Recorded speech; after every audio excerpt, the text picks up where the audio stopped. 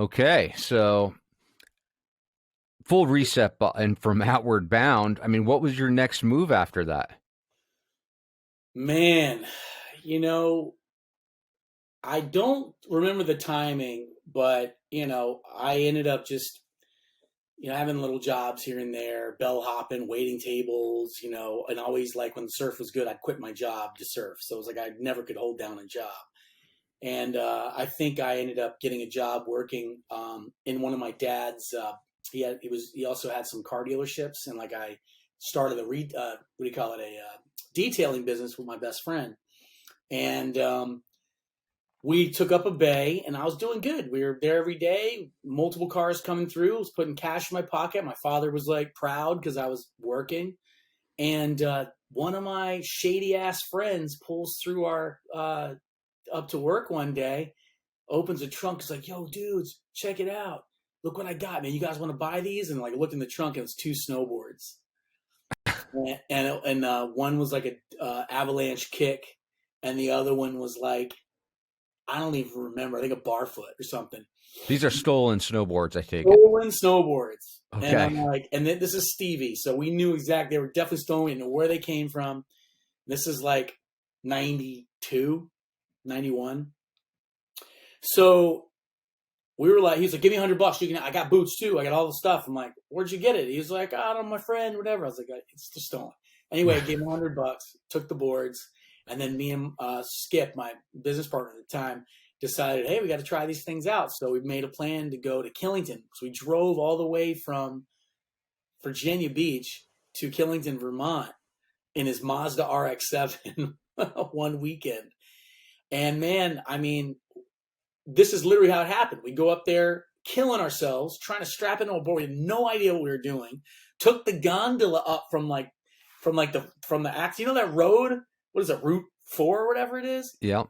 Took that gondola all the way to the top, literally in the snow. We didn't know what we were doing. And we're on the way up there. We're smoking a joint, looking out the window, just going. I mean, I felt like it felt so foreign. It felt completely different than anything I'd ever experienced. And he was like, dude, we should just freaking move here. Like, we should literally just, This is before you've actually strapped in yet. yeah, First yeah, ride up. first Okay. ride up. And it was like, it sounded good, but I'm like, you're crazy. I got a girlfriend, we got our business, da da da. Anyway, we killed ourselves all the way down the mountain. It took us literally like hours to get down from the top, from the peak. And bruised and battered, we did it again.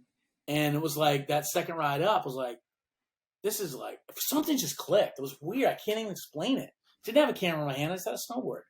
And I'm like, let's look into it. So we like went into the lodge, and there's all these like, hey, help wanted, this and that. And like he goes like, let's just see. Come on, just humor me. Let's just see if we can get a job. And we go literally talk to somebody in the HR department at the Killington Base Lodge, and they're like ready to give us a job on the spot.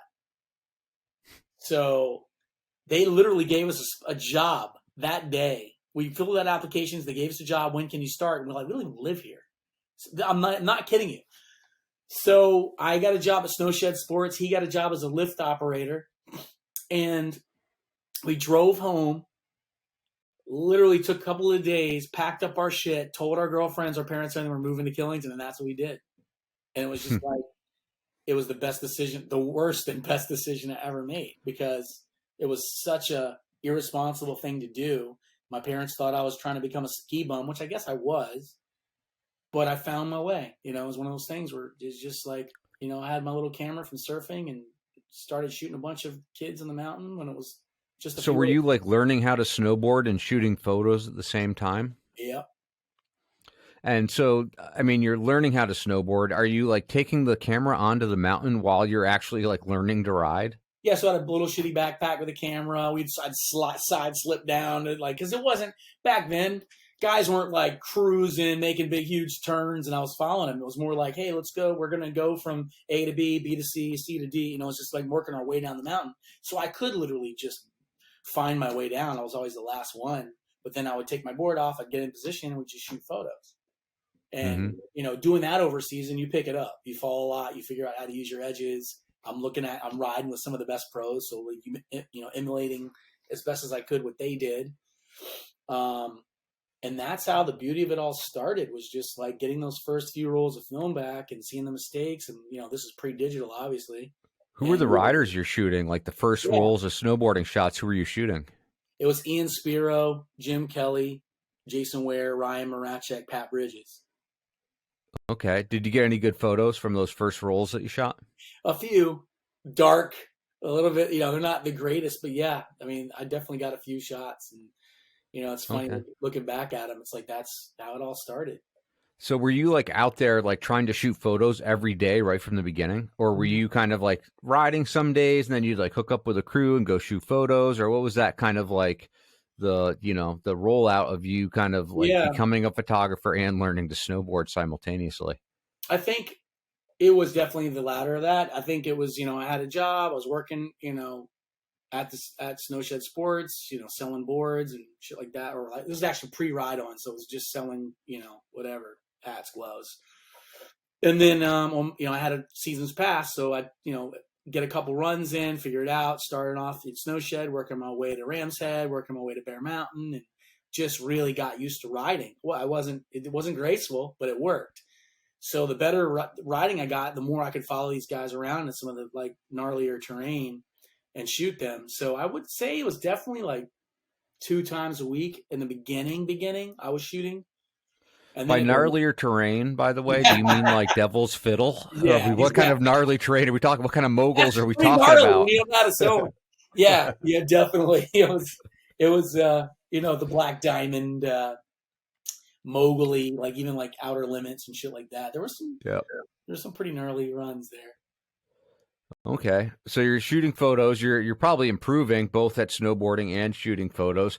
Like how long did it take you to be like, "Hey man, maybe I could do something with these photos. Like maybe there's something that, this isn't just for fun. Maybe I can publish." Or what gave you the idea that you could be a published photographer? Well, I never thought that. One, I just like the process of shooting, like the sound of it, the feel in my hands, like I felt it was documenting. It felt cool. It just felt interesting to me. I love seeing the results, and I never thought it was good enough. I mean, you used to look at National Geographic or ESPN or Sports Illustrated. It was like that was real shit. I wasn't anywhere close to that. I was capturing a new sport, new photographer, new sport. Relatively new sport. But what it was at this point I had a season and a half underneath my belt and like had some cool shots, definitely a handful of like gems of some East Coast riders. And from how the rumor is, I guess Ian Spiro went to Chris Copley one day and was like, "Yo, there's this kid from Virginia who's been shooting us, and he's got some good shots of us. You should check him out." So Chris Copley hits me up, asked me to send him some of my favorite shots, and then right away, like I get a check in the mail from Burton, and it was like I had probably sold 7 or 8 images. And I like got this check and I was like, holy shit, this is crazy. I'm making money shooting photos. It was minuscule, but at the time it was money. So I used that money You're to, working retail for sub yeah, $10 an hour, so anything is just like, whoa, that's huge.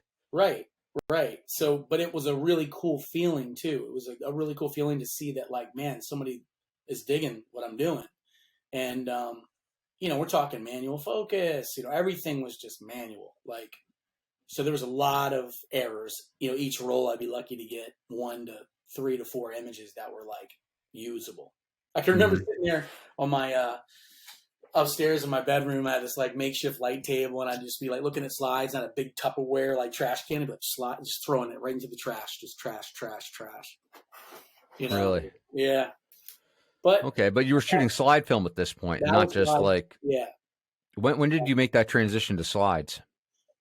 Um, Well, I think it was. I liked the idea that I wasn't getting my fingerprints all over the negatives that were harder to kind of look at. And then, like, I remember the lab in Rutland that I was working with. It's like, oh, you should shoot some slide film, try it out, because they come in these little, like, cardboard, little, like, viewing things. You can hold them up and look at them to the light stuff, like ViewMaster.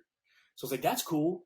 It was a little bit more money, but when they were explaining, like, the process of, like, how you view it, and I could do a slideshow. The ideas of slideshows came about. I'm like, yeah, this is good. So I started shooting slide film.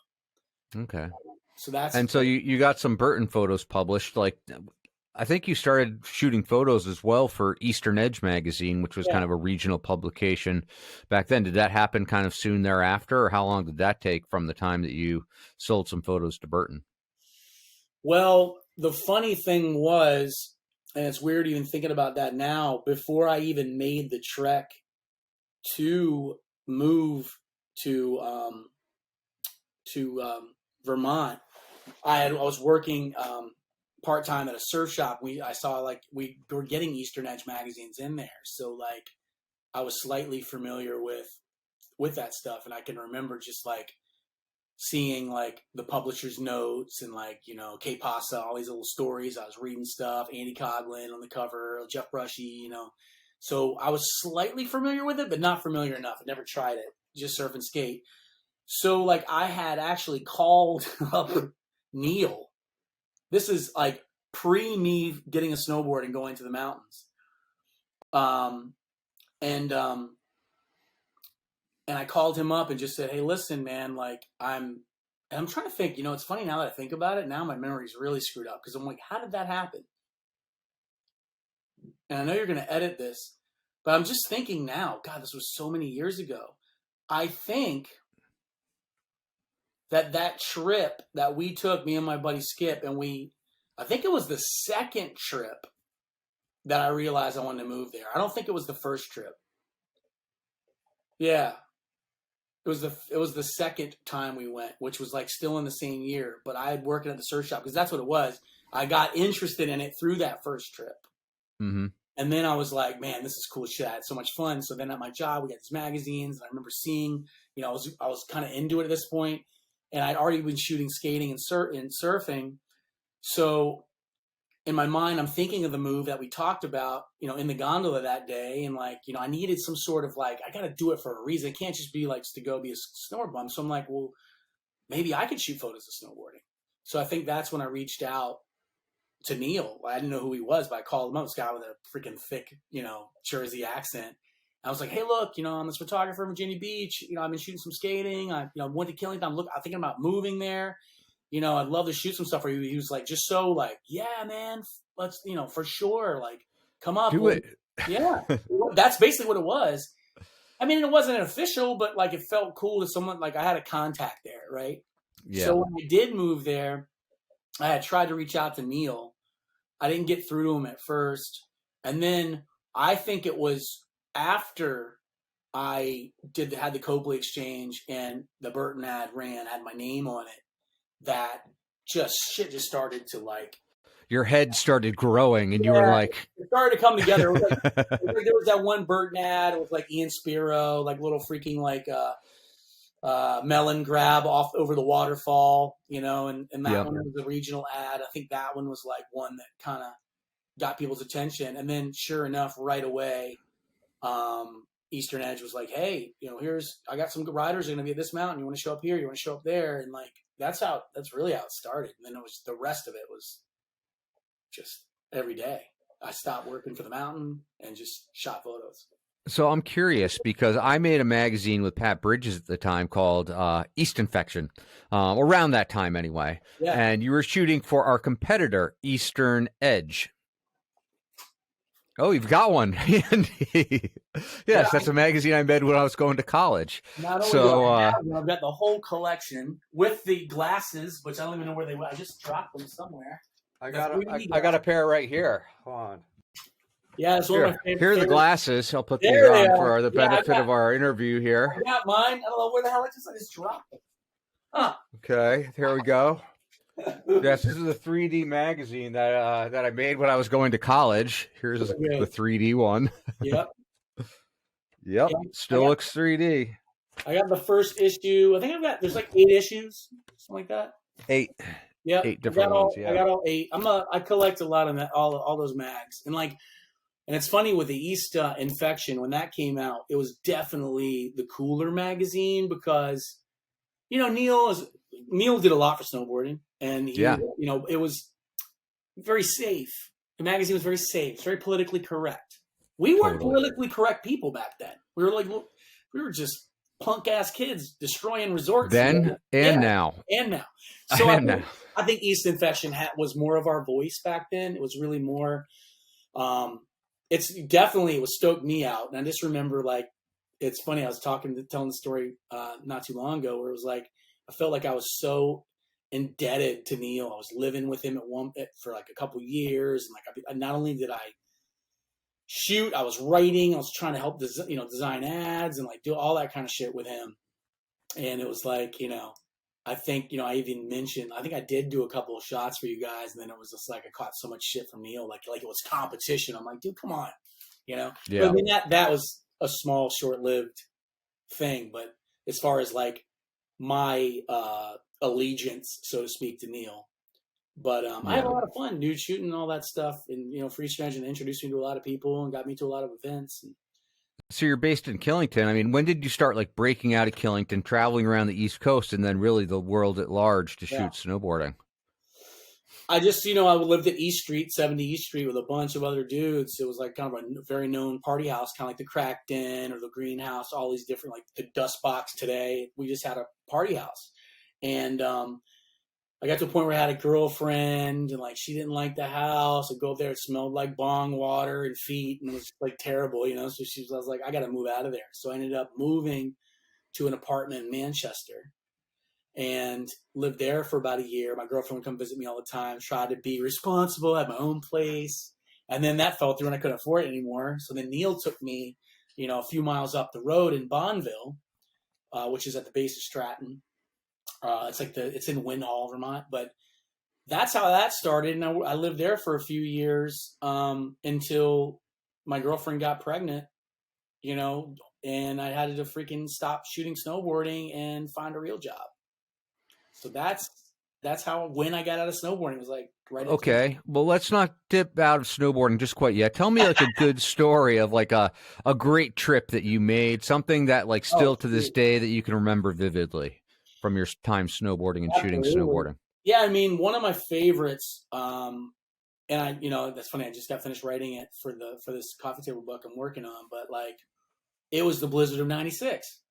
And DC got pummeled with snow. It was like 4 feet of snow in like 18 hours or something like that. It just crippled the entire East Coast. And I remember reaching out to like Seth Miller, like, dude, we should do this. He had the sickest like truck with a bed in the back. So I was like, yo, we got to do this. It's great. And the best part, the selling feature was that the government, I think it was the U.S. federal government, had been locked down for like a month, and so no one was around the Capitol and all that stuff. I'm like, dude, we can probably like get away with a lot of shit. And he was like, oh yeah, that's right. Looked into it. It was like, that's true. So that's what sparked that. We then got Ray Bine and Jeff Billo on board and made the trip within like 24 hours of coming up with the idea. So it was still snowing, drove through a whiteout for it felt like days to get there. And we literally had all of DC to ourselves. No one was out there. There was snow everywhere. We were sliding on rails and monuments and everything else. And that became a really cool story for Transworld. And that was one of my favorite things. And then fast forward a few years later, and Andrew Muddy's cover shot for Snowboarder of him jumping off that 5-story building in Boston during another snowstorm.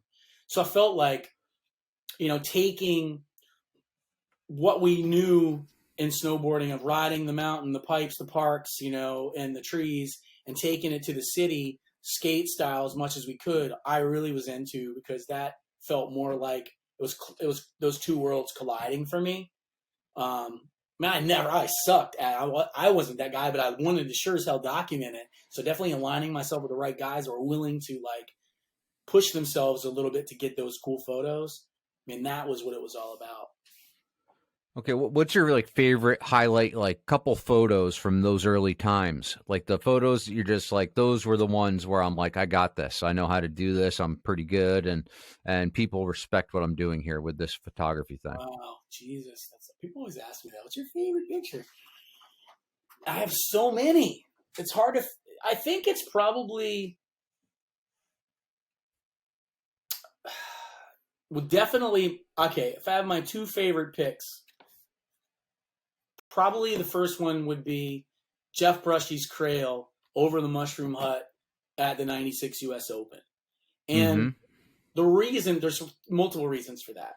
One, I was super frustrated because at that point, dude, the pipe, it was mayhem. Like, it was mayhem. Like, so many people wanting to shoot it, just crowds just kind of rush in, can do you could do anything you want. So if you weren't there at the right time, you were pushed out and you'd have to like jockey for a space. So I remember getting frustrated because I couldn't get a good angle, and I kind of saw the Arnett Winnebago at the base, right behind the judges tower, the Mushroom Tower, and they were throwing frisbees off the top. And I think I can't remember. Hofer was a rep for Burton and Arnett at the time, Mm-hmm. and I saw him. I was like, "Hey, do you think I could get on top of the Winnebago and with my long lens and get some shots?" He was like, "Yeah, go for it, dude." And I remember just, putting on my 400 millimeter lens, and I had this crazy angle that I had never seen before, which was just from this interesting, unique perspective because of where the Winnebago was Far away, far away. basically. And it was Yeah. just like the whole scene, a little bit of the judges stand like out of focus, but you see Jeff and that big, huge like Crail. And, I shot Terrier there. I mean, it was just like everybody's run. But like when I saw the results from that shot and how the cool, like his pants, standing out against the trees and like the dice board and like how big he went, that shot was cool. And then And plus, everybody was shooting from the deck of the pipe, and you were like a totally new right, angle. right. And the thing is, like, I would have been on the pipe too, but I had to, I got forced out and then had to find some other way to do it. And it's funny looking at that, thinking about that now, because that's kind of how I shoot now. I always try to find like the unexpected angles, or like what is a view, so to speak, that people aren't expecting. Like what's that angle or position I can get into to really create a unique perspective. So I definitely, it's funny that thinking about that, actually, it's probably comes from some of that stuff. But I think Wow. that's like probably my favorite image. And then it's like Andrew Muddy just brought it. Like, he was a daredevil. This kid was from Boston, skater, just like pushed the limits, freaking welded a rainbow rail on the top of his Ford Escort and would like park it in places and then like freaking ride over his car, like doing tricks, like, blind sides off, 180 off. He would do all sorts of crazy stuff. So shooting that was pretty trippy too. And then him jumping off that building, that spawned a whole nother. Was that the one that was on the cover of Snowboarder? Yeah. The one that was Draplin's first cover. Yeah, it was Draplin's first cover. Right. I have it. Oh, you got that right there. I have it. Let's see. Snowboarder. That's a good cover. It is a good cover. And like Draplin, yeah, that was I have all the mags. I'm just trying to figure it out. Well, that was Draplin's first job in the real world. His first coming out party, if you will, as well. Had you gotten other like Transworld or Snowboarder covers prior to that one? Nope. That was it. That was the only one. That was the only one. Only one. A lot of Eastern Edge covers, but the thing was, I never really thought about it that way. It's looking at it now, I'm like, how did I not have more covers? But it's like I didn't have, I was on the East Coast. I was kind of shooting with guys that I guess in snowboarding standards weren't the best pros. They weren't like the A-listers. Some of them were, but most of them weren't. And I was cool with that. I was just proud of the fact those guys were even, they were doing what they were doing and being recognized at the level they were being recognized at. But if I was going to shoot Terrier, Jamie Lynn, freaking Peter Line, any of these dudes, it would have been at an event. It wasn't like I'd call them up and be like, yeah, let's go shoot. I didn't have that. I wasn't Dave Sione. I couldn't go shoot those guys like that. Would have been nice, but I don't know. I mean, I was a different, it was a different time. Right. And I mean, I started on the East Coast as well. You started on the East Coast, and we were just geographically like separated from the world of snowboarding, aside from the US Open. Once a year, everyone would come visit us. Yeah. Amazing. Yeah. I kind of, it's weird to think like it felt like, and I wrote something recently because I had to write something about the US Open, and I just wrote that it felt like the NBA All-Star game coming into your high school gym. That's what it felt like. This is Yeah. mountain we ride every single day, and it just got converted into this freaking global arena. And it was a party. It was like literally a party that I will never forget, and you won't either, because like you definitely not only partook but changed the way a lot of people thought about snowboarding back then. From the stickers to the antics to just the like it was a rager. It was like Woodstock and snowboarding combined. It was amazing. Yeah, it's pretty crazy. Vice made a documentary about the I cage. saw that. Yeah, that was like, oh man, who So knew that was going to happen? But those were good times for sure. And I'd say the sport has changed, gotten a lot more professional. But I don't, that said though, it's like I kind of miss those days when it wasn't as serious and wasn't as professional and lucrative or whatever, and people were trying to make like good livings out of it. It was just like fun for fun. yeah, yeah. I think it's So funny. You could say the same thing about skateboarding. I bet you these guys like Glenn Friedman, and Tony Alva, and some of these guys that, I mean, think about what those guys were doing back then. These, the Canterbury School and like the little burn, and they're just like soul surfing the concrete, and like those were the innocent days. Search for Animal Chin. You watch that part, and it was just like this was freedom of just like, hey, this is new. We're crushing it, and no one's. It's like we have this little group, and you look at it now, and it's a global sport where like kids are death. The shit they're doing is death defying. Like, it doesn't yeah, even make sense. So it's just different. And I think it's like you look back at how you grew up, and it's funny, you look at your father, and your father's like, when I was a kid, blah, blah, blah, blah. And you're like, whatever. We're that guy, we're that generation now to our kids. Like, man, we were doing this. It's like we had leashes on our boards, and they told us we couldn't do this, and they were calling us knuckle dragger and freaking, you know. I personally feel, and I know this is, I'm coming from a guy, an older dude, but like, I feel like we had the golden years of snowboarding. Like the 80s, it was just coming up. They're figuring shit out. 90s stuff really started to get figured out. A lot of companies came about, and like the world was our oyster. Right, we'd go anywhere and ride, and people like would just look at us. Like if you could pull a 180 or just link turns or like 360 even, freaking people thought you were like a pro because it was so new, and the mountains were just letting everybody in, so it's fun. yeah, it was a lot of fun back then, and it got really serious with the Olympics. So it'll be interesting to see how skateboarding evolves.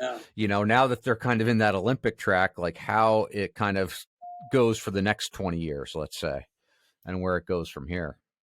I mean, it's so technical. It's crazy. Yeah, I mean, here's kind of a crazy question for you. One of the things that'll happen when you're shooting high level athletes in snowboarding or action sports is like people will get hurt. Were you ever like on location in a photo shoot where someone like got a serious injury?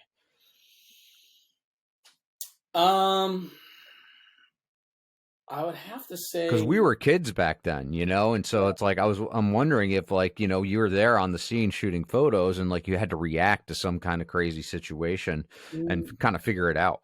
no, there's a lot of sure as hell close calls, and I got landed on a couple of times. I think one of them was in some victims video or something. I got landed on. Somebody was Pete Antonucci doing some freaking 540 off a freaking kicker and just hit me. But there's been people that have been very unlucky, and we both know plenty of people that have lost their lives snowboarding and have been in avalanches and have, died with the weirdest of accidents. And I think I've been blessed to not have actually like experienced it firsthand. I mean, I've told you my my Mount Hood experience of almost, getting swallowed up by a crevasse, with a bunch of us, Yeah. because of our negligence or inexperience of like not knowing and just assuming something's going to be some way. When you're in the backcountry, anything can happen, and you better be prepared. I mean, Craig Kelly was a master at preparing for things like that. And he lost his life and was like probably the most prepared out of anybody you could ever imagine. So just Right. that example alone, it should make you on your A game when you do those types of things. But yeah, no, I have not, thank God, experienced anything. Yeah, I mean, we recorded that story for a podcast I do called Close Calls in the Backcountry, so you can dig in and find that story. It's amazing though, where these guys went off the wrong side of Mount Hood and like almost got stuck and overnighted on the side of the mountain. Yeah. Kind of crazy. Yeah. So, but I mean, it's like ignorance is bliss, kind of, when you're a teenager or like in your young 20s or whatever. I know. We didn't know any better, so we just go for it. Still kind of had that. Now I'm like everything. Like I really am super like careful and like I have to think about things before I do them now. Even when I go Yeah. surfing right now, like I've not, I wouldn't say I have panic attacks, but like anxiety. Like, is this going to be the time? Because I always, I, I'm not afraid of sharks, but I've seen them in the water. I grew up, around them, and it's like, I live on Cape, live here south of the Cape, north of the Cape, and there's great whites everywhere, and I'm just like, I know they're out there. It's the last thing I want to see in the water.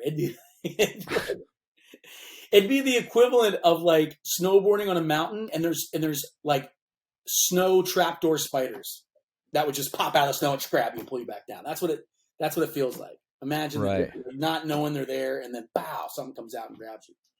Yeah. Um, That's pretty crazy. yeah, but I still do the shit. So let me ask you this. One last question about snowboarding. It's like, did you have your best day snowboarding when you were shooting photos or when you were actually riding? Did you have any days where you just had like crazy powder days to yourself, or was it mostly about kind of this vicarious experience about documenting other people's kind of like crazy feats? Definitely riding for myself Yeah. because, and that's recent, not even then, because even back then I never rode for myself. Because if I was on the mountain, I was shooting photos. So, which I loved, but I don't think I ever truly appreciated snowboarding until the last few years when I just grabbed the board, no backpack on my back, went up, I got a lot of snow and just rode to ride.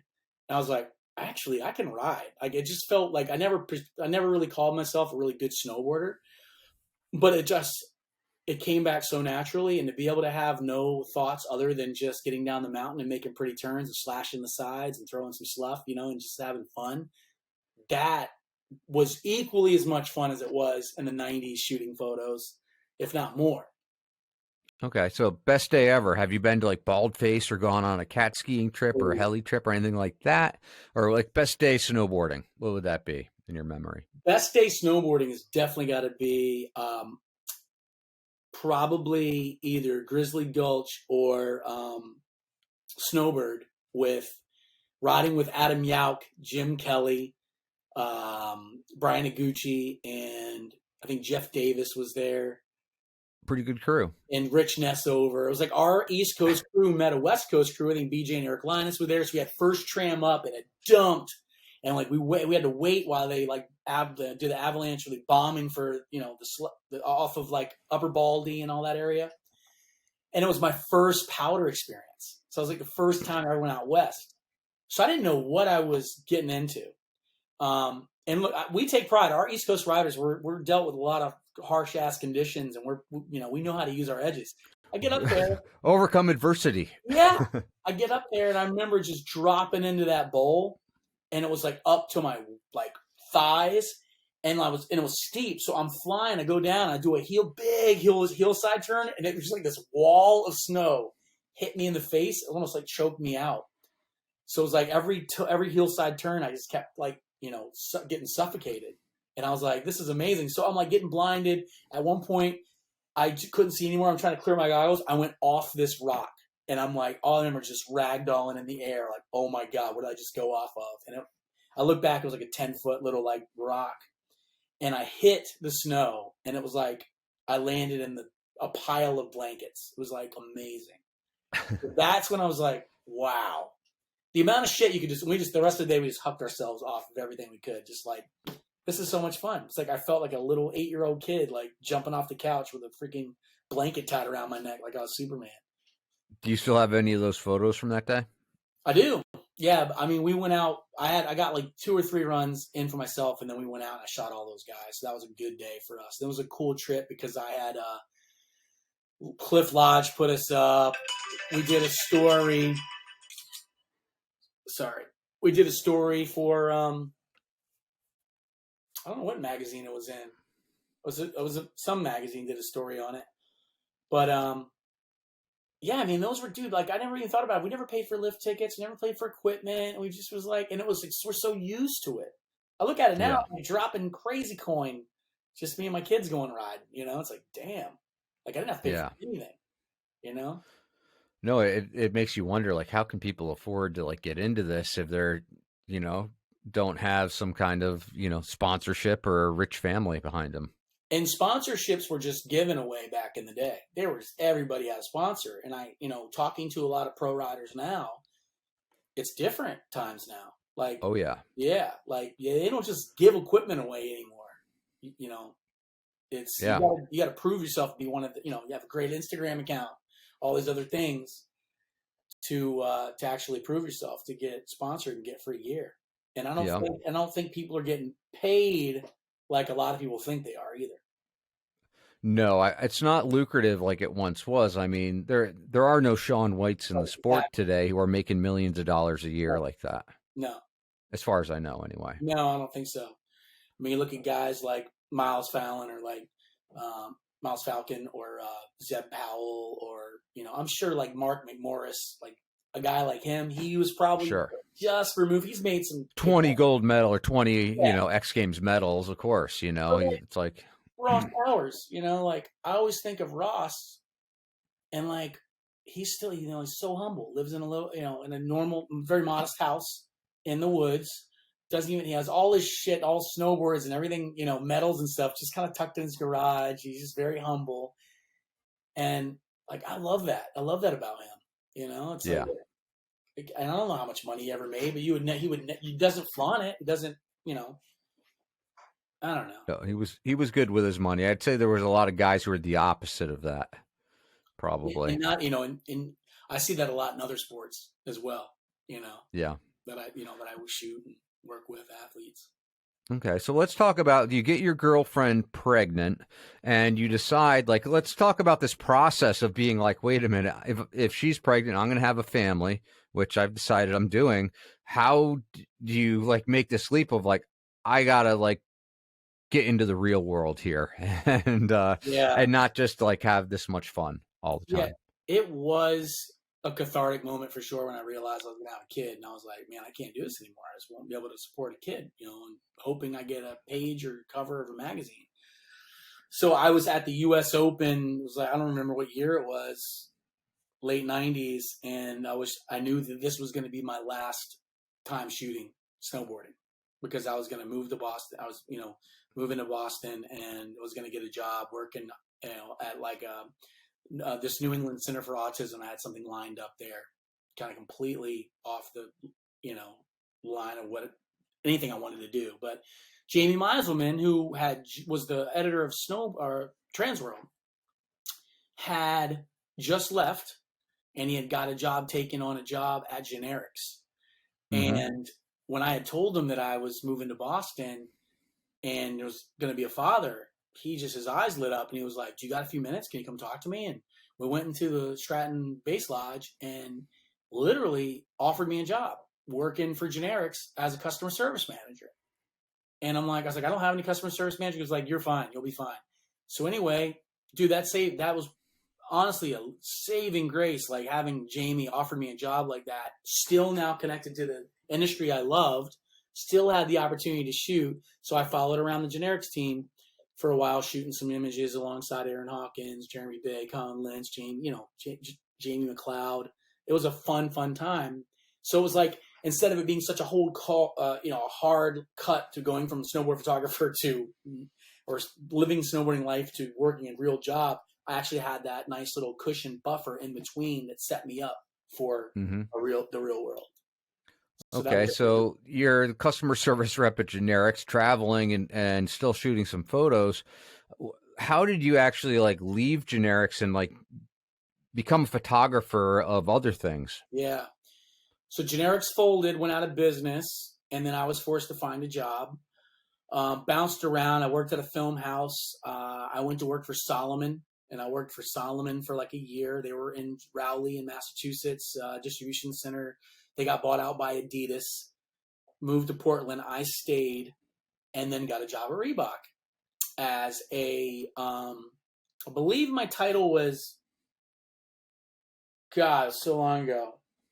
It was like, basically my job was to manage all their film archives because back then it was no digital, but digital was just coming in. So it's like my job was to digitize files, set up an international like viewing downloading system. So that's what I did. So I was there, super proud of my portfolio that I'd created with skate and surf and snow. Tried to like show the chief marketing officer my work, and he kind of just laughed at me. It was like literally flipped through the book like it was a Bible. It's just like, just like looking through it, and then was like, "You got anything else?" I'm like, "No." So like that was like hard to have somebody like look through something you're so proud of and just like shit on it. So I had that experience, and that kind of like set me back quite a bit. So I enjoyed my job. I just took on the responsibilities of, being this archivist. And the opportunity came about to go to a super huge pro photo shoot where they were going to be filming Allen Iverson, who was a rookie coming into the league, big, A-list basketball player for the Philadelphia 76ers. So like I got all excited because I knew who he was. He was from the hometown I grew up in. Like I was like, oh my god, I wonder if I could bring my camera and get some shots for myself. So I made the trip to New York, had my camera in my backpack, and it was so funny. Like I just kind of while I was there, the story's so long I can't even tell the whole thing. But what ended up happening was I had this opportunity where I captured a couple pictures of him, like that were really cool, that were unlike what this other photographer was shooting. It was like these really cool candids, And I went back into my dark room, my house, developed the film, made some prints, and then hung them in my cube at work. And within like 24 hours, they were gone. So I get this call from like the president of Reebok at the time at my desk, and it was like the secretary of the president. They're like, "Hey, she'd like to see you in her office." I was like, "Oh no, what the hell did I do?" So I go there, and she's like, she was a tough one too. Brenda Goodell was her name, and she like I had to sit across from her desk, and she just kind of looked at me, and just was like threw this manila folder in front of me. And she was like, "Is this your stuff?" And I looked at it, and it was like all those prints that I printed. I'm like, yeah. She was like, "How did you get these?" I'm like, "I shot them during the commercial. I just, I had my camera with me." And she was like, "These are amazing." She's like, "Can we use these? Would you let us use these for some stuff?" And I was like, "Yeah, sure, whatever." So I was like, I left her office. She seemed like she was in a good mood. I'm telling you, within like 2 weeks, I saw in the newsstand Rolling Stone article. A Rolling Stone, I just picked it up. I was going through it. I always looked at magazines. And I saw a full page ad with my shot in it of Allen Iverson that I took. It's like, what the fuck is this? We took it back to work. I was so stoked. And from that moment on, they're like, "Get Gary to shoot it. Get Gary to shoot it. He'll go do this. He'll go do that." And then Allen Iverson was then asking me for me because I was just like, I wasn't the normal professional photographer that was like, "Let me get 30 fucking shots of the same thing." I would just be like, I get a shot and move on to the next shot and move on to the next shot. So we built a relationship, and us being from the same hometown, it felt natural.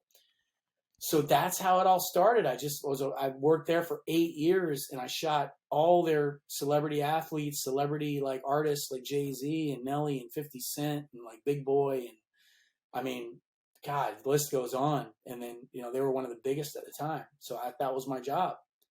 And you just got to travel. I mean, what's the difference between like traveling dirtbag style with these snowboarders and just kind of making it happen, and then being at like the absolute highest level, I imagine, in like sports photography? It was just having money and having like nice hotels and fancy shit and like things thrown at you. It was a completely different scenario where we were just like not faking it till we made it, but it was like we had to make shit look good. We made a mountain out of a molehill back then, and then it was just like now I had the whole, the Alps in front of me. Like everything was like bigger celebrities, bigger consequences, like, but it was all on me. Like Reebok didn't want to hire an assistant for me, so I had to light all my own shit. I had to learn all that stuff on my own. It was like my literally working for Reebok was like college for me. That was my college. And did you ever botch a shoot, like an important shoot that you were working on?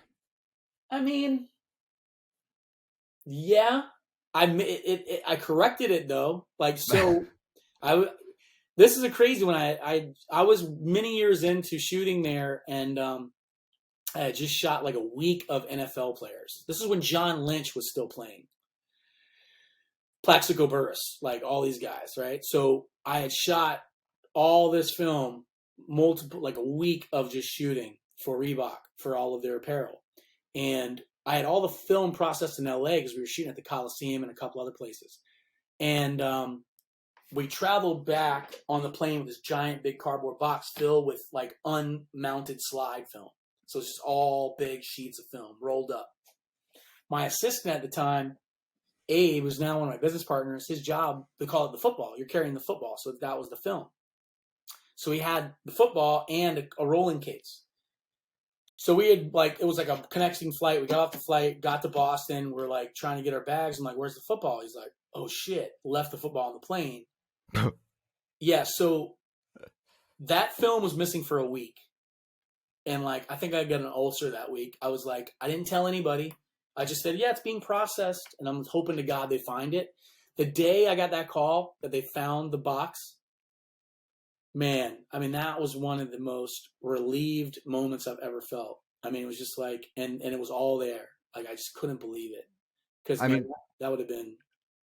Can you talk about the pressure of working with these high level people where it's kind of like every photo shoot you were doing was like a wedding photo. This is only going to happen once. Right. We just moved, the earth to make this happen and got all these people here. So you cannot mess this up. And you're dealing with film, not like you can look down at your screen and see whether you got the shot or not.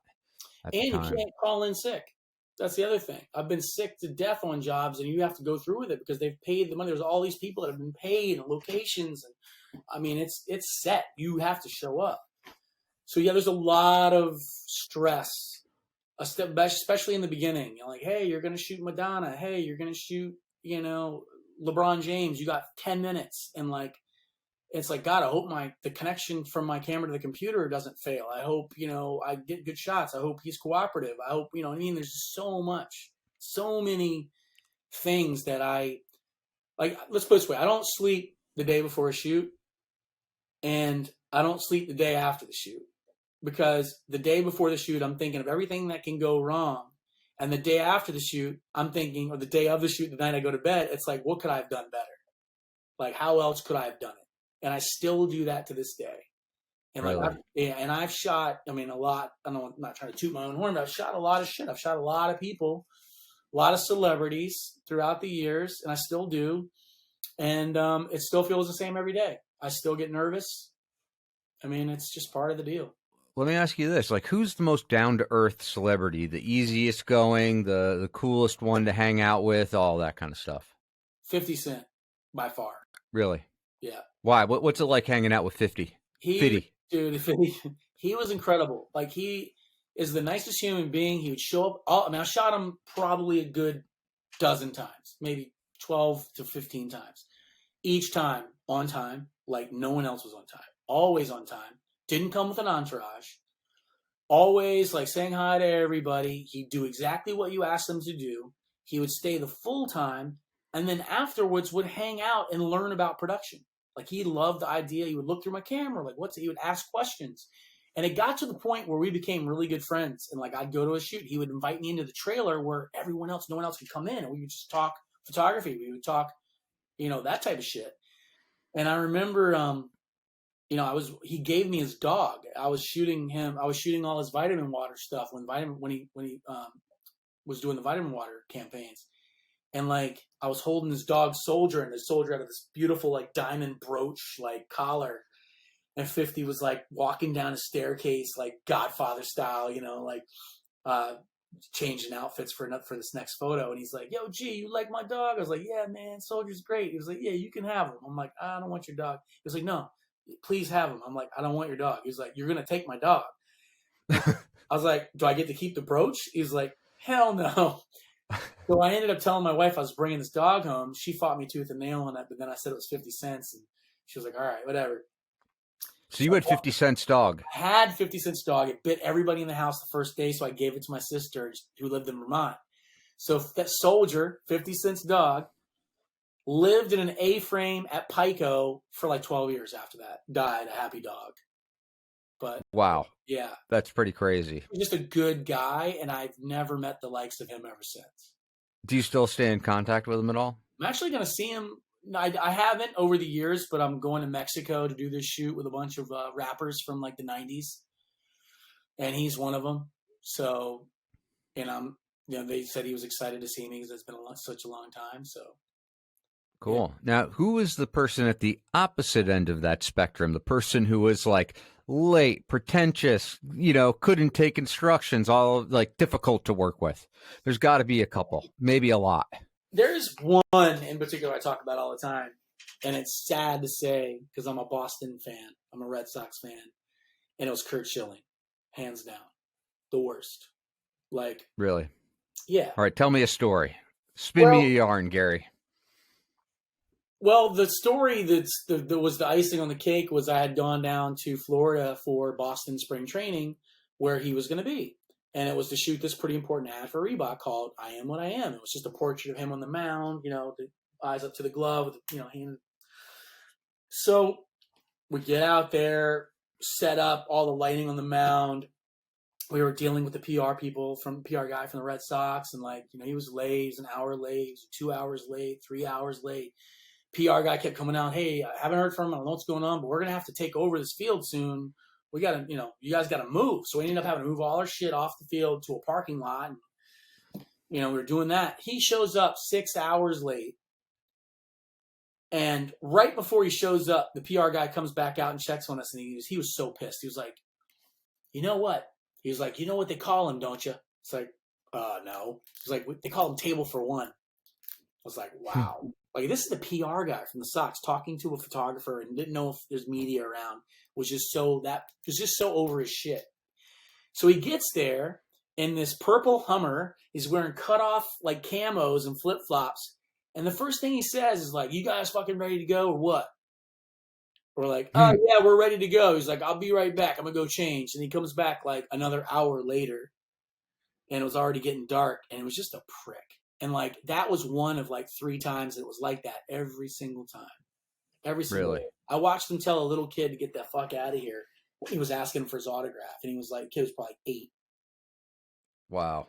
So it's just do you find that most celebrities are pretty down to earth because they have it kind of made, so to speak, or do you think that they start to drink their own Kool-Aid as far as they start to believe their own hype? I definitely think there's a good amount of people out there that believe their own hype and they're just too big for themselves. You know what I mean? They just their head becomes huge. And I've experienced that multiple times, but I think most people are just happy to be where they're at and they feel blessed, Do you feel that these, that it's kind of difficult to be a celebrity because there's people just coming at you from every direction all the time, wanting your attention and wanting to take photos with you and get autographs? I mean, is that a downside, would you say? Totally. I mean, you've probably witnessed a lot of that yourself as well. Yeah, I've seen schedules. I've seen people like LeBron James. I saw a schedule and his girl walking with him and you got this at this time, this time. I mean, it's overwhelming and you can't go anywhere without people trying to get at you. So that I would never want. That's a curse. That's the perfect example of a blessing and a curse. You're famous, but you have no time. Your time's not yours. I always think about Michael Jackson. Seriously, he couldn't go anywhere on the planet without people mobbing him. I mean, that's crazy. I love to be able to go out to a restaurant and in my own town and not even know 3/4 of the people in there, if not any. That's awesome. No one's coming up to me. And I think, have you ever had someone fan out on you, kind of come up to you and be like, "You're Gary Land"? Whoa. I've had that a couple times. It's really weird. Yeah. It's weird. It's humbling. It's super humbling. But yeah, it's happened to me and I can't even remember the situations, but even guys that worked for me that came on as young photographers that are freaking some of the top in their game right now. This little young kid, Marcus Smith from Chicago, worked for me for 3 years. Was like a college student at Hallmark Institute of Photography. It kept hitting me up all the time. I want to work for you. I want to work for you. And then I ended up going to speak at his school and he was first in line to come talk to me after the presentation. And I was so kind of taken back by his demeanor, just his enthusiasm that I ended up bringing him on a NASCAR shoot for 2 days and let him experience what it was like to work underneath a real working professional commercial photographer. And he did such a great job that I offered him a job after he graduated from college. So he did graduate, and then he came to work for me for 3 years, and now he's bidding against me and probably making a lot more money than I'm making, which is funny. Let's talk about the attitude really quickly, because you mentioned that was the thing that kind of stuck out in your mind about him was the attitude. And I always thought of you as a really positive kind of person and an easygoing person. And so maybe you can address that is like how the attitude, besides like the, knowing how to shoot photos and whatever, like how working with people and how that goes down and what a good protocol is for people if you're a kid out there trying to figure out how to, find a career and whatever. I mean, I would say that, your personality is something that has served your career as well. Yeah, no, I appreciate that. I think I'm an easygoing guy. What you see is what you get. Definitely, you know, I am a very happy, optimistic kind of person. I always find the best of every situation. You know me, like I was like, when guys would, I don't care if they land or they didn't land, I'd be like, yeah, I'd get so excited, for them. And I think when I said about Marcus, when I said that I liked his attitude, I think it was more honestly the persistence, because he was constantly sending me an email after email, showing me work. Hey, I just shot this thing. What do you think? I was trying to do this or that. It was just like he kept at it, even though honestly, I didn't even get back to him for a lot of it. And then I was like, this kid is really serious. Because some people just, they email you once and then they move on. It's like, oh, it's too cheap. It feels like, oh, if one guy, if this guy takes me in off this one email, it's like, you got to work harder than that. I didn't have that. So I just felt like he worked for it and I gave him a chance. And I liked how when he did come to work, it was work first. It was me first. He put me in front of himself. And then when we left, then he could work on his own shit. To me, that was the attitude that I liked. He had a great work ethic.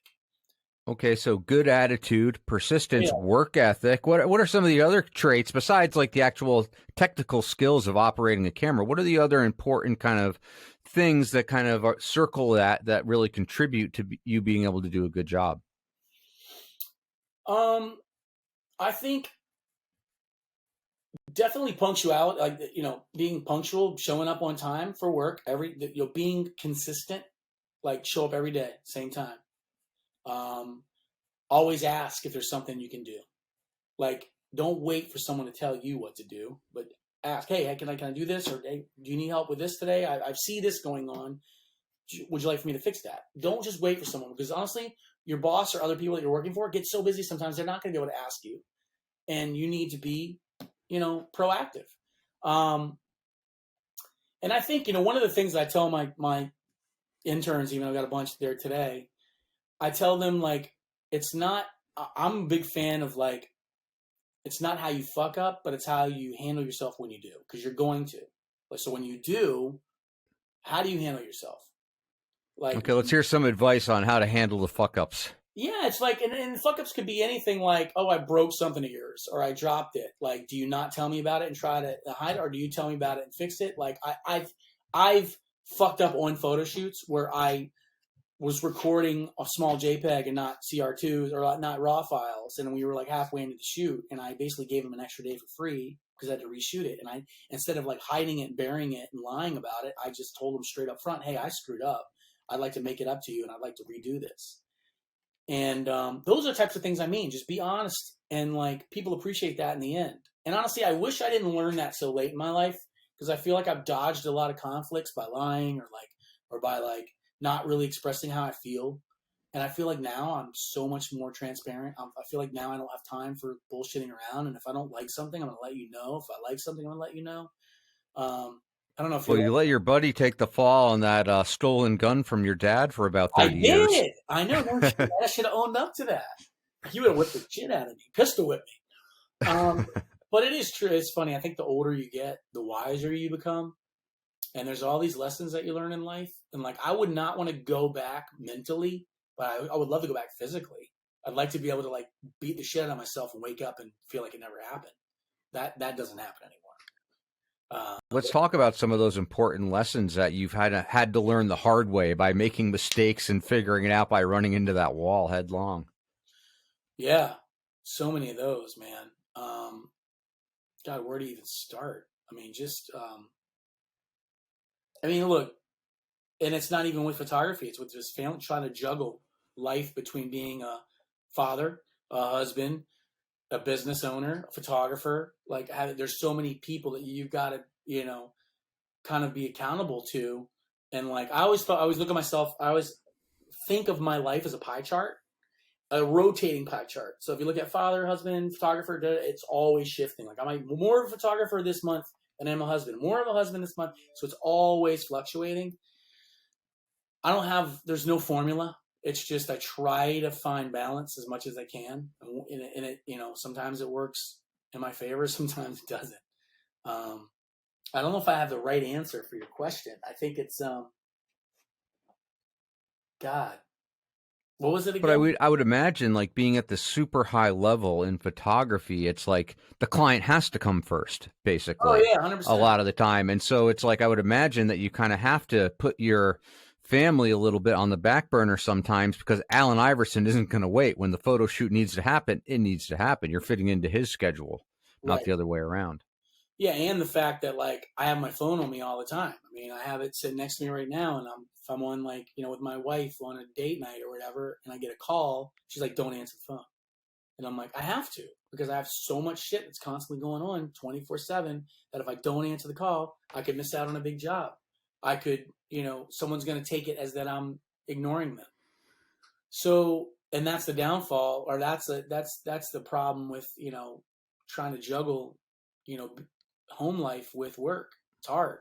It's harder now than it's ever been. Even like back in the day with SkyTel pager and freaking, it was harder then, but you could kind of fake it. Like, oh, I didn't get your page or whatever. It's in my car. Now, it's on your watch. It's in your phone. It's like you have it everywhere. It's like you gotta be. It's all about now. Everything's gotta be now. You got to be accountable Right. now. You got to deliver now. People are walking away with hard drives now. Like, I'm shooting full on commercials and buckets and like hordes of stills, and they leave with literally everything there. I mean, the times have changed, and there is so little room for error. Now people get frustrated if the connection between your camera and the computer takes a few minutes. They're like, "What's going on?" It's like, and it's just part of the business. So like, there's stress levels throughout everything we do, and like everybody feels it. The Digitech, the guy that's running my computer, he feels it. The guy that's lighting, and then I'm like, dude, lower. We've got like 20 lights on set, and I'm basically saying, hey, like, we need to go down 20 points on this light, or go up on this light, or it's just endless the amount of shit that you got to do. Like, I just came How out many with guys are working with you, like, on any given shoot minimum nowadays? 10, minimum of 10 to upwards of 50.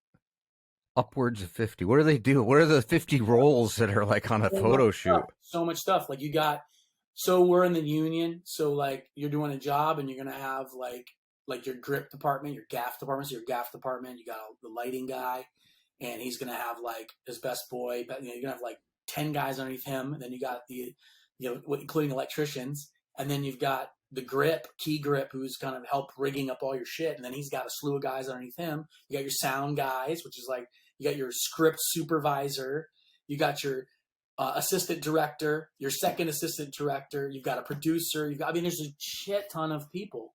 And you're the boss of all these people. Yeah, pretty much. Wow. Sounds Yeah, like a lot of pressure on it's a you lot of just to pressure. deal with that. But I'm like everyone says, I'm very low key. Like, I let people do their shit. I'm a big fan of like letting people do their craft and not dictating so much. I'll let you know when there's something I want, for sure. If I gotta have something a certain way, it's gonna happen. But like, I let people do what they're good at, because it makes them happy. They're gonna do that job better because I'm giving them that freedom to do what they do best. Be like hiring like Futura to do some freaking graffiti and be like, hey, could you make that C more like this? You know what I mean? Or whatever. It'd be like, Yeah. no, dude, I'm hiring you to do something. Do your shit. Here's the idea. Do it. And however it comes out, I'm going to love it. That's how I treat pretty much every job I go on. But again, there's a fine line, right? Because I'll have, just did a Peloton shoot. It was like a TV commercial and a bunch of stills. And there's like freaking projection. And there's like, we had to hang this gigantic 40-foot softbox up in the ceiling with all these lights. That took like 8 hours. Like, there's a lot of stuff that we have to do. And to make sure everything functions and to make sure the client likes it, it's like stressful. It's stressful, but you kind of absorb a lot of that I'm used stress and to it. only let off the little particles that you have to. But there are other people, like in television anyway. I found there were two kinds of people. There were like kind of like the low key, kind of bring the best out of you people. It sounds like that's kind of the way you operate. But then there was this opposite kind of personality that was also somewhat the screamers, right? Who would just like lose their minds if it wasn't going to where. Are there people like that in photography as well? There are. I don't run into them quite as much anymore, but that was I always think that was a thing of the past. Um, you know, they don't have long lives. Those people, because they're dealing with a lot of stress. They're screaming and they're just uncomfortable all the time. Like I said earlier, I think that I still feel blessed to be doing what I'm doing, and I would do it if I wasn't getting paid for it. So I kind of think, at the end of the day, we're just shooting photos. We're just making a commercial. We're not saving lives. We're not, you know, it should be fun.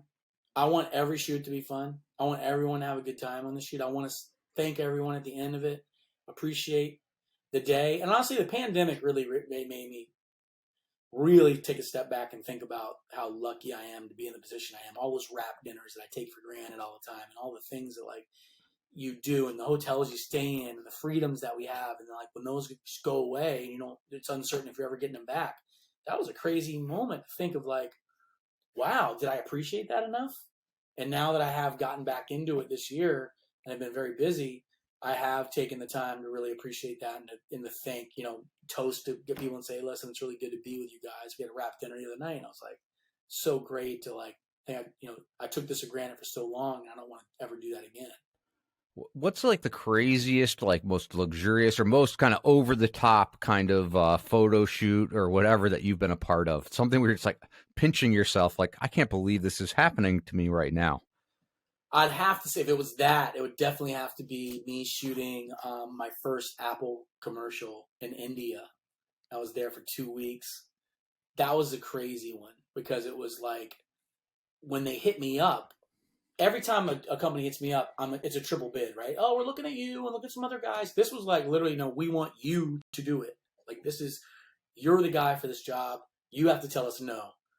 And I was like, that's never happened. So like from the get go, it was my job, and it was shooting on the iPhone all through India, like through the slums of India.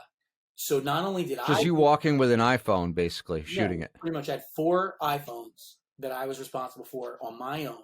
And then I had 4 other DPs in different parts of India shooting at the exact same time I did, for us to shoot this stuff for this commercial. But like, we stayed at the Taj Mahal, which is, I will never stay at another hotel as glorious and glamorous as that place. It was Well, what insane. makes it so Oh glorious? my God. Describe it. Marble everywhere. The flower arrangements inside probably cost upwards of $150 to $200,000 a day. There was the pool out back was 20 foot deep on the deep end, like monkey cages everywhere. It was just like, it didn't even make sense. Like, it looked like, okay, Grand Budapest Hotel. It was like that movie. Hmm. It just was. It looked like a storybook painting, and like the restaurants inside were the most expensive restaurants on the planet elsewhere, like Nobu, like the, what do you call it, Salt Bay, the guy that does the whole sprinkling on the thing. Like all these restaurants, like Cartier, like Gucci, like every store was in there. It just didn't make sense. And like, it was cheap. It was only 150 something US, but like to Indian standards, it was super expensive. But like, I just felt Interesting. spoiled. Like, we'd walk out the door every day and see the worst poverty you've ever seen, but yet we're living the most glamorous life, not even 10 yards away. That was, I think, you know what? And I say this to other people when I talk about India. That trip changed my life. How so? Just walked away from there just a different person, thinking like how much more appreciative I should be about what I have, and where I'm at in my life. Like, I feel like And then you cashed the check and forgot all about yeah, that. like, everybody wants more, right? Everybody wants more. I don't care if you're Jeff Bezos or you're freaking, anybody. You want more. How do I get more? More, more, more, more, more. When is enough enough? And I think that's where I'm at. I just don't care. I don't really know how much money I make a year until it's at the end of the year. I don't look at it. I don't say how, I have somebody else that handles that for me. I mean, I don't even know what I come in at each rate. Clearly not hand to mouth status Yeah. anymore. Not like the Killington days. No. But I think the more I know about money, I think it pollutes, it dilutes and pollutes, your mind, and it just makes you think more about it.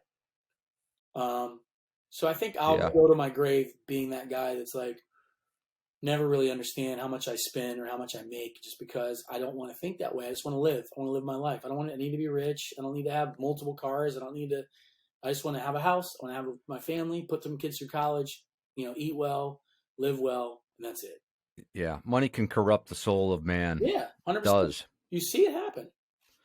Does it happen a lot with the athletes and the people you're shooting? Do you see that happening to them, like where the money becomes like the primary objective and not like the work or the product, like the game or the sport or whatever? Or do people like Usain Bolt, for instance, does he have this focus still on performing as an athlete, or is this like, this whole, change in life and lifestyle and fame kind of like something that affects him in a negative way as well? Well, I mean, I think these athletes, Tom Brady, Ray Lewis, Usain Bolt, they have experienced the stage at the highest level, and they always consider they're like always there, year after year at the top of their game, until you're not. And that's scary. That's like a scary thing, and it's not. You don't even think about the money anymore because you're so used to having it. I think it's more about losing what you are.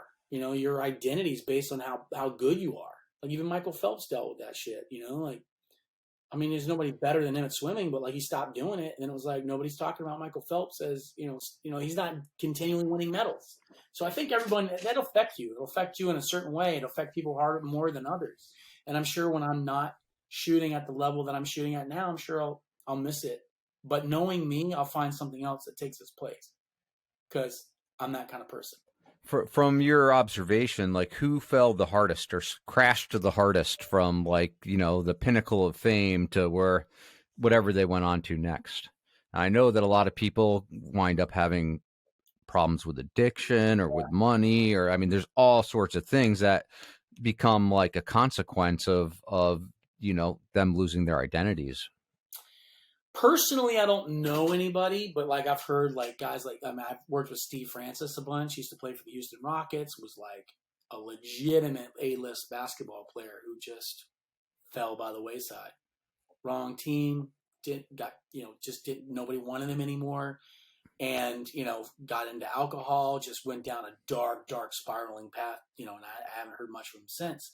And then you got guys like what's going on now with Cam Newton. Cam Newton's been on the top. He's got this, he's showboating. He's like got himself out there. He's not on the team. It's sad. He's not even on the team this year.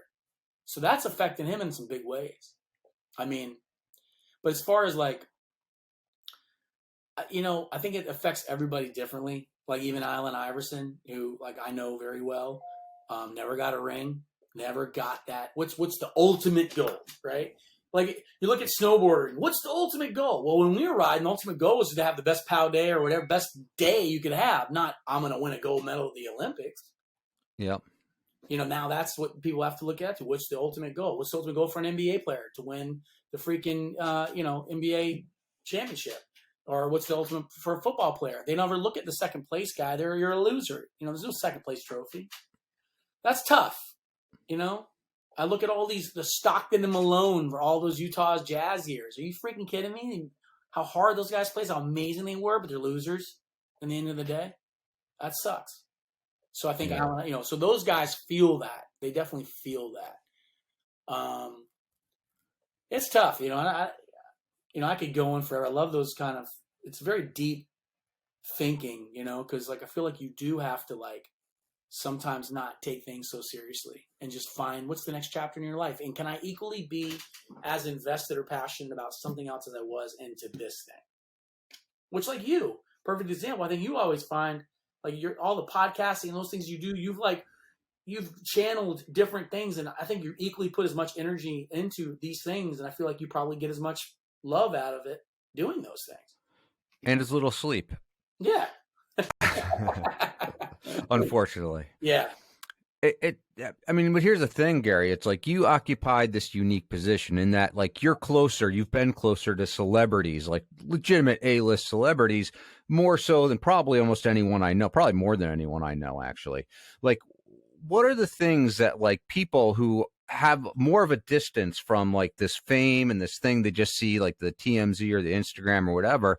I mean, what are the things that, like, you've seen that the regular people don't see as far as fame goes and as far as success goes? Because I would say that, the closer you get, the more resolution you have on kind of what it's actually like to be in that position. Yeah. I mean, I think I get to be kind of in the presence of these people and sometimes their weakest moments, like I've had a few times where I've been with some people during some really dark times and got to see like the human side of them and not the celebrity side of them. And it's not often because my job is usually go up there coming out in all their glory and I'm shooting them and then it's done. But even guys like Allen Iverson I was with him during 9/11 and we sat and shot pool and he was crying and he was very vulnerable and he opened up and I got to see that and it made me love him even more. I was like, this guy's as real gets. He didn't care that people saw that he was super upset. Even though he's the biggest basketball player. I mean, he was the LeBron James at the time. And there's other people like that too that just they kind of they open up a little bit or they'll ask you questions like talk about your family or something like that. And I think that's huge too. So I appreciate when celebrities, these A-listers that again are all over the media and that have like insane amount of followers and just kind of like you don't know what they're doing behind closed doors and you get to see a little peek of that. It's kind of like, for the most part, it's comforting knowing that they're just like us. They're just more fortunate, Like I haven't had too many experiences where it felt the opposite. It felt more like, I look at even athletes, right? Like these are just normal people with extraordinary gifts. That's it. Terry Hawkinson, freak, long arms, incredible rider. That's what you attributed to, the long arms. He's got crazy long arms, just like Allen Iverson. Like he has freakishly long arms. But the thing is, so that's the secret. Damn it. The secret. Damn. Oh. But there is, I think people are born with gifts. People are born with gifts and how they choose to use them. How many of the Terry Hawkinsons in the world could have been Terry's that weren't because they didn't pick up a board or whatever? Like I look at that. Tom Brady, Jesus Christ, was like a backup to backup. I mean, he wasn't even ever considered to be anything. If Drew Bledsoe never got hurt, we may have never even seen Tom Brady. And look at what he's doing now. And you know what? How much of his success is based on this? Based on like, been there, done that. Who's going to beat me? I'm the best. When you convince yourself so much, not only are you convincing yourself, you're convincing other people. They're seeing you win. Like, I got to be with him. I'm going to win if I go there. Therefore, I'm going to play my absolute best. So your mind is powerful, man. Yeah, look at Donald Trump. I mean, he convinces all sorts of people about all sorts of things. That's crazy. We won't go there. Don't worry. We don't need to go there. There's no need for politics in this podcast. There's a whole world I don't want to have anything to do with. I mean, I am so not into politics. It's not even funny. It's like I'm surrounded by it all the time. Everybody that I know is into it. And I'm just like, I'm going to take the back seat and just let shit happen. Vote where I see the vote and hope to go for the best. Okay, so when, you had this like crazy career that like brought you, I mean, it was pretty demanding, let's just say that. When did you like have enough freedom to go snowboarding again? Because I'm sure there was a pretty significant break of a decade or more that you probably didn't really hit the mountains. Yeah, it's a good decade. I think it was like 10 to 12 years where I didn't even pick up a board. I was just so busy. Winters were definitely crazy cram with shoots, traveling from one city to the next, to the next, to the next. And I just didn't care. I wasn't even into it. It wasn't like I missed it. Because it was a job, kind of. I mean, I was carrying around, like I said, I had a backpack on my back. I had a purpose to be on the mountain shooting until I went riding. So it was probably like 12 years before I ever picked up a snowboard and then fell in love with it all over again. And there's nothing better than like picking up something. Like imagine picking up a snowboard for your first time and actually being able to shred.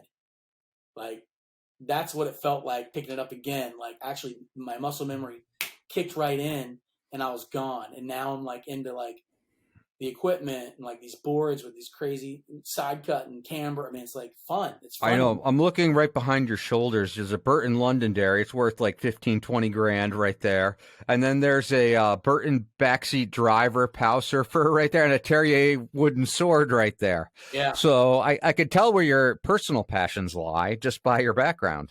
Yeah, look at this one. This is a good one too. This is a brand new Let's Rock, an MIA. Wow. Alexi Garrett Pro model that Jamie Chomo gave me that never saw the light of day. So this is like brand spanking new. Is that your photo on it? No. It looks like there's like little like Yeah, I don't know what those are. A movie actually. It was like this scene that Let's Rock was like on a movie. It was like lipstick on the front of a windshield of a car. I forget what movie it was. But yeah, I mean, I have a little collection. Which one is your favorite? Those are all sick boards. Like, which one is the one? Is it the most valuable one? The one that you have like a personal experience with? What do you collect? Like, why does something like come into your collection? This one's probably my favorite because it was Jason Ware's. That's the wooden sword Terrier board. Yeah, so Jason gave this to me. I was at his house like last summer during the pandemic. We were eating burgers and shooting guns off his deck. And he was like, hey, I've got something for you. And he goes down his basement and he pulls this out. And it's so funny because I shot him on this board. This is like one of the first, pictures I remember taking of Jason was on this board. And he kept it all those years. I was like, I can't take your board. He's like, it's going to go in the trash if you don't take it. So, like, I think this has more significance to me because he actually wrote it. And then this board is... Oh, another one. This is Doug Burns' last board that he ever wrote. Oh, wow. Wow, another MIA, a Doug Burns board. And this is just on loan to me because I was shooting pictures of it. But, like, this is not mine. But whose board is that? It's MIA's, like Chomo's, I think. Okay. But, like, this thing is cool because this is like he wrote this. You know what I mean? This was his board. Yeah. Doug Burns was a friend of both of ours. His younger sister, Trisha Burns, was a famous snowboarder, but Doug passed away, I don't know, in the 90s. I want to get this to Trish, I think. I think this would be really cool. I think so, too. Yeah. I mean, that's really kind of special and magical. It's a friend of ours who passed away, and that's his personal board, and that's, got some sentimental value. Crazy. That no Burton Londonderry is going to have for me. Yeah, exactly. Yeah, they're cool boards. Don't get me wrong. It's just like that board has like real personal kind of connection to me and to you, apparently. The Burton one. So, no, the MIA one is a personal connection. I mean, that's like the thing, Doug. If they have a Fresh. story to it, right? If it's got a story, and I'm riding. I've got a couple different boards that I'll try up. Jib Hunt from Kemper sent me a couple boards. Tried those, and I'm still on a process. K2. I'm all over the place with boards, and I wrote a bunch last year, so I'm definitely gonna. I think this year is gonna be great. I've got some good things I'm gonna announce. I've been doing some things with East Street Archives that I can't wait to talk about. So I'll definitely fill you in once I have a little bit more clarity on when and where and all that kind of stuff.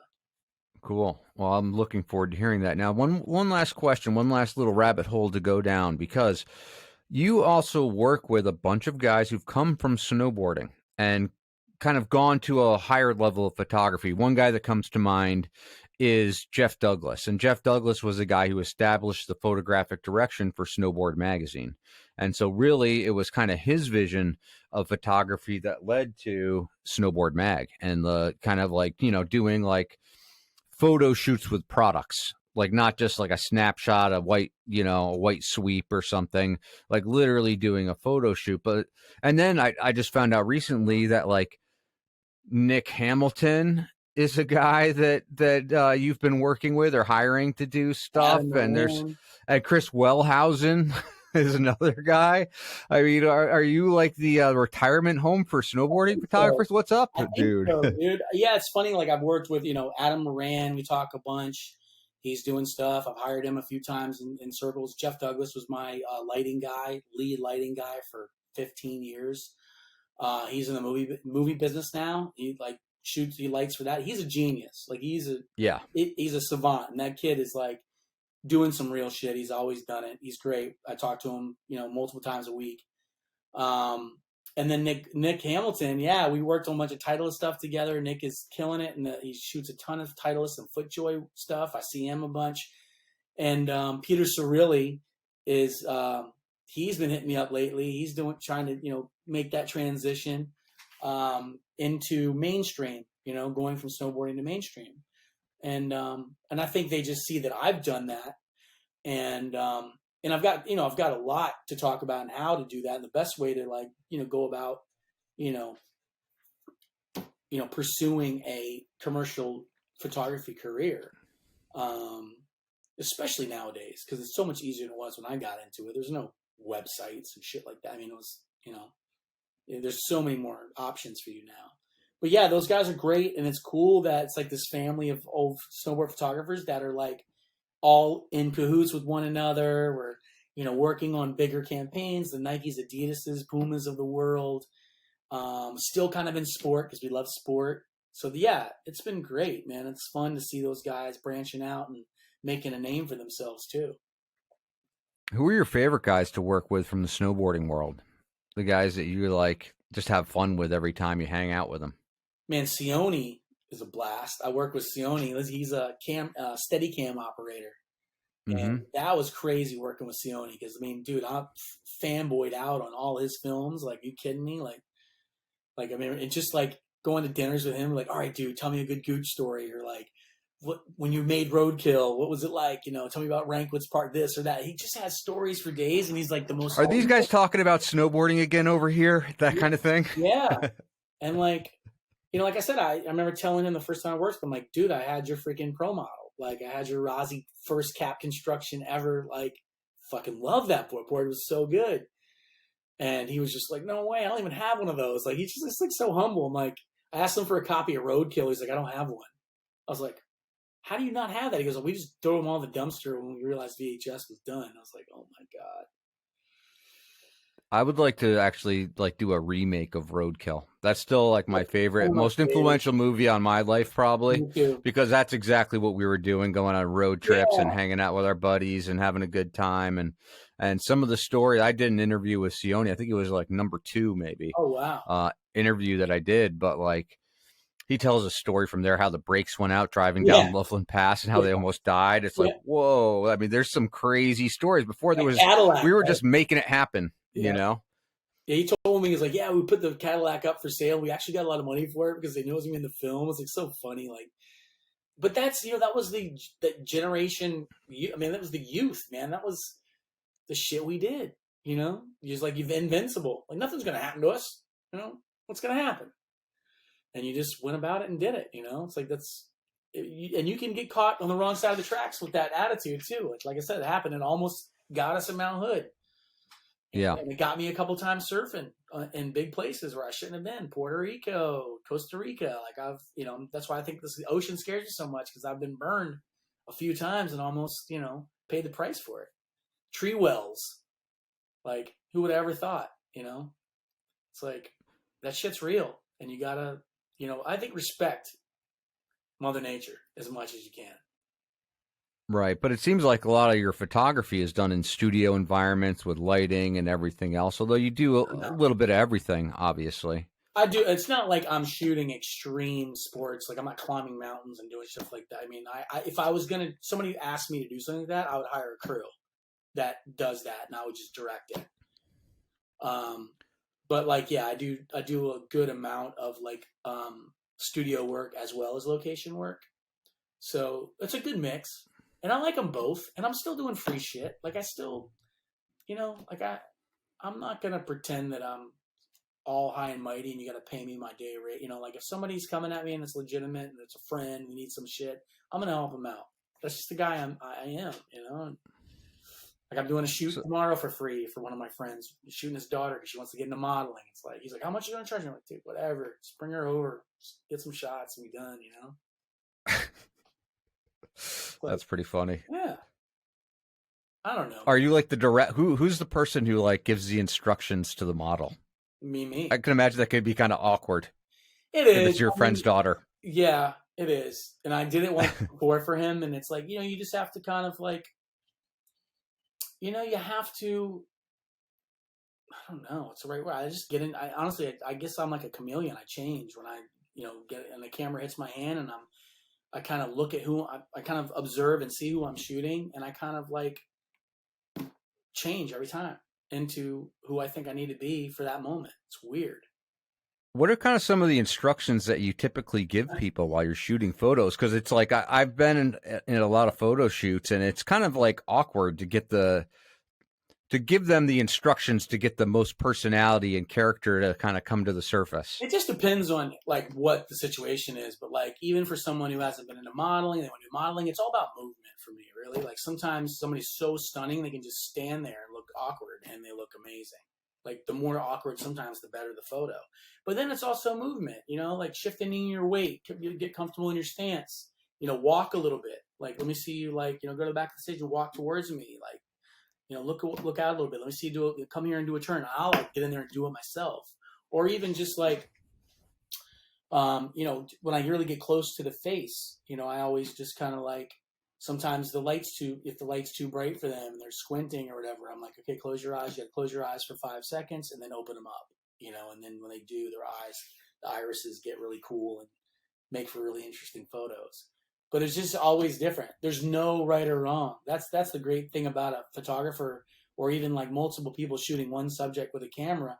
Everyone's going to walk away with something different because everyone's going to see something that they like or they're going to focus on.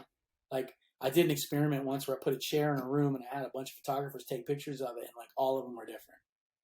Like I want you guys to, how do you see this chair in this room? Take a picture of it. Like, show me how do you want to, if you had one photo to take of this chair, what would it be? And I think that's a cool exploration. And just like everyone's different. I mean, how much time are you spending exploring new ideas versus just executing on stuff you know how to do? All the time.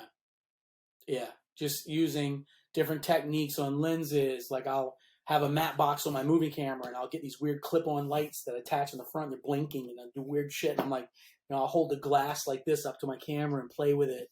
I've basically filled fish tanks full of water and lit through them and agitated the fish tanks so you get this cool-ass effect in the light. I love stuff like that. Like the unexpected gems, breaking a filter and then screwing that on and then shooting through the cracks of that. Just, there's random shit. It's like, I mean, a lot of people are listening to this interview being like, wow, this is such a crazy life. Let's end it with this. So like, give me a couple of highlights of what makes being a professional photographer at your level, like one of the best jobs in the world, but also then give me the counterpoint, which are some of the biggest challenges of that. And it's not just all, rainbows and unicorns. It's challenging too. I think definitely some of the biggest, assets, or the best things about being a professional photographer at my level is just the access to talent. When you become bigger and you've got more history, you can reach out to some big people that will see your shit and go, oh, okay, you're legit. I want to work with you. So that's huge. That part alone is worth its weight. Money. Is having the money to buy the right equipment for the job, because there is a thing to that. Like, and it's expensive. I mean, I'm buying cameras and lenses and experimenting with stuff all the time. So I think that's the other thing that's, I'm thankful that I am at the position that I am at in order to get this equipment that I need for the jobs. And I think it's just, I think those are the two ones are at the tip of my tongue right now. There's so many things. It's like I'm the wrong person to ask that question, because I feel like even though I've made it and I've been doing this for a long time, I still feel like I haven't. It's weird. I still feel like I'm that kid on the couch. Insecurity is the downside, is what you're telling me. Yeah, insecurity is the downside. Or just like, sometimes I'm too humble. sometimes people always say, dude, you need to, you've done this, you've lived this life and you've got a lot to prove and a lot to show and a lot of experience for it. Sometimes I don't flex enough, which I just don't believe in. I feel like people are cheesy when they do that. I don't want people to like, I don't know, man. I think, and the downfall of all this is, can you be as good every time you step up to the plate? Like, you always got to be better than how you were before. Like, every time you step up to a shoot, you got to produce. There's can't fuck up, and then, I've always been told there's a shelf life. Every photographer, every director, every so-and-so's got a shelf life. How long are you going to be at that level? So therefore, in the back of your head, you're like, is this it? Is this what I'm going to start to go down, slip backwards? And I try not to let that get in my head. Like, age is one of those things. I think that it's a number. It's like anything else. Like, is there ageism in photography? I think that the younger generation they're just different. They have access to technology that's so much easier than what it was when I was in it. I don't think they have the knowledge. They don't understand what it takes to make a photo, but they know how to make a photo. Do you know what I mean? They don't understand the calculations of what really is happening when you're making a photo, but they know how to easily do it. So, God, I'm just trying to think if I could answer your questions. I'll go on rants for forever. But I think it's, some of the hard parts about being a successful commercial photographer director is that, you put your clients first. Your life is second. Your family's life is third. It's like, you got to travel, you got to go. And shoots change in a dime. You can't ever make plans. You can't ever go to funerals and weddings and things like that because you're at the mercy of your clients or the client's celebrity that they're shooting schedule. And it's always forever changing. It always has and it always will. So that's a tough one. And there's been a lot of people in this industry get divorced because their wives can't handle it. They just can't. But you're married, your kids are in college, and it seems like you're happily. And you got a nice collection of boards around you, so it seems like you've checked all the boxes. I am happily married. Been married to the same girl I got pregnant so many years ago in the snowboarding industry. We've been together. We've got 4 kids. My oldest works with me in our industry. He's an editor. He's 25. I've got a 21-year-old daughter that's in her master's program at University of Tennessee. And I've got a son who's going to High Point University, just started this year. He's 19. And then my 15-year-old son is upstairs. So I've got one more kid to go through the house. And it's cool, man. It's cool. They keep you on your toes. They keep you young, that's for sure. I got to take my son to hockey practice tonight. He had soccer practice today. So it's like he's just in that mode where it's like, go, go, go. Right. Yeah.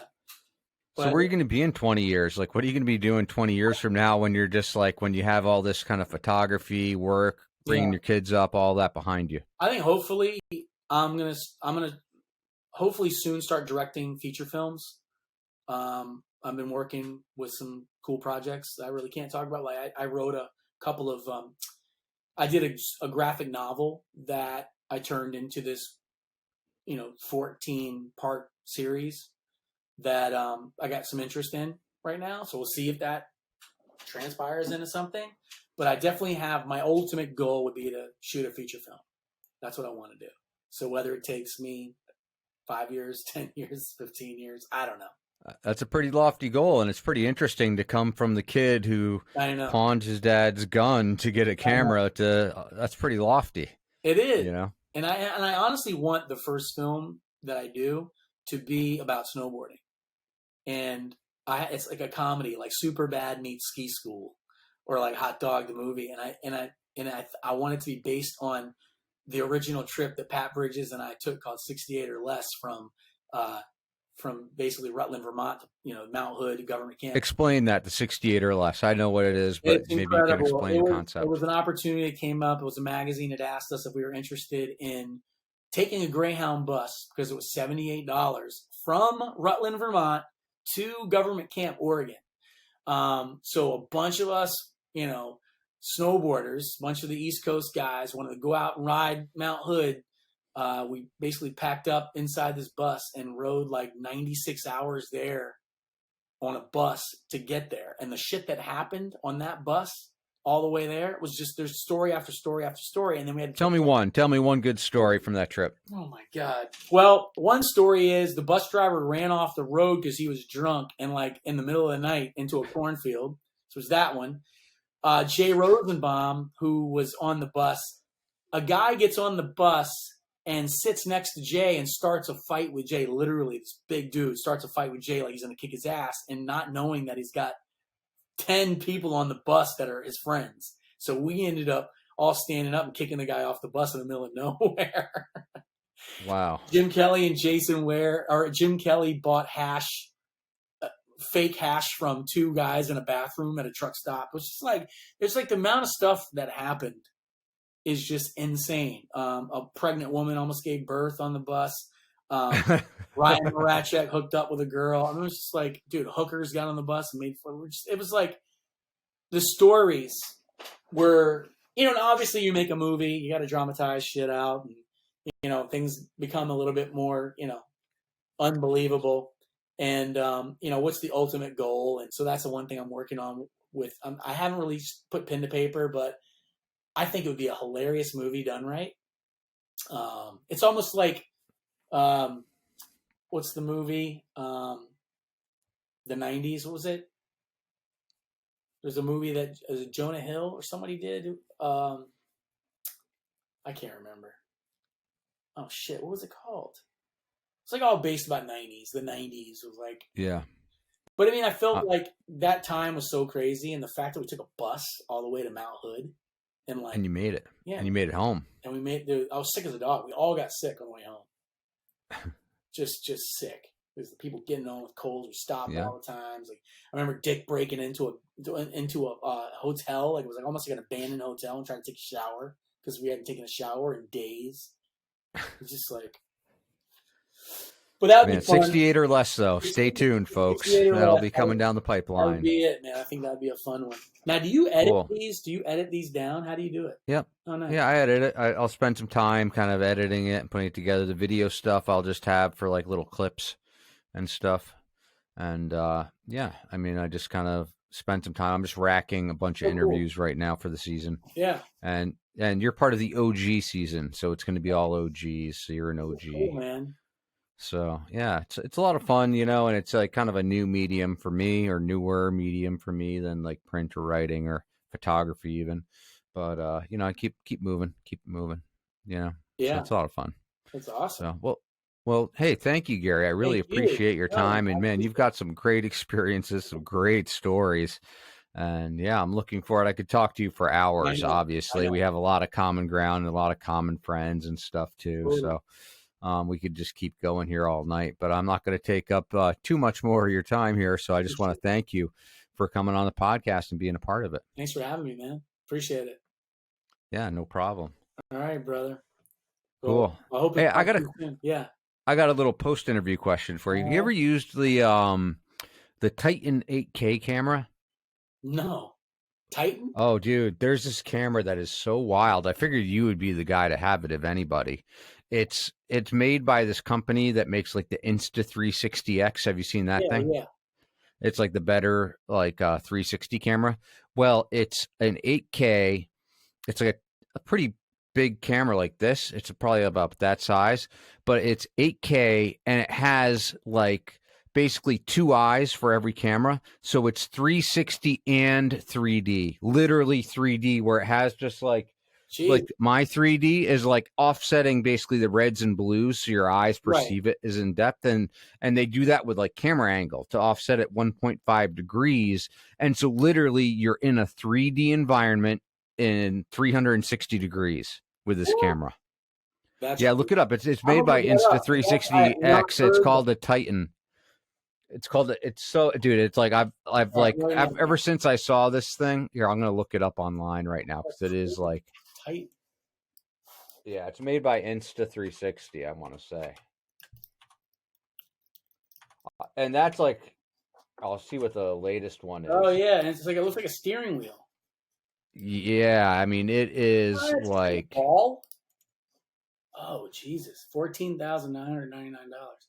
yeah, 8K it's a legit camera. I want to say. I mean, I've never seen anything actually made with it, but just knowing 360 like back from my magazine days and then being like, I have one of those Insta 360X cameras, which is pretty crazy. Yeah, that's crazy. And then it has like one picture for each eye, That's nuts. right? So you have a left eye and a right eye, and it's just slightly different enough where you literally are in like a 3D environment.